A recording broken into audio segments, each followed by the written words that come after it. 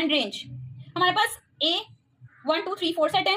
اس سے ہم نے ریلیشنز پہلے فائنڈ آؤٹ کرنے ہیں, مطلب ہمارے پاس صرف ایک اے ہی سیٹ ہے اور اسی سے ہم نے ریلیشنز فائنڈ آؤٹ کرنے ہیں اور اس میں سے ہم نے ڈومین اور رینج کو فائنڈ آؤٹ کرنا ہے ان ریلیشنز کے اندر. اب کرنا کیا ہمارے پاس, پہلے ہمارے پاس پہلی کنڈیشن کیا ہے, ایکس اور وائی, جس میں وائی اور ایکس دونوں ایکول ہو, مطلب ایکس کی ویلیوز کو پلس کریں یا وائی کی ویلیوز کو پلس کریں تو دونوں کے آنسر سملر ہونے چاہیے, ایک جیسے ہونے چاہیے.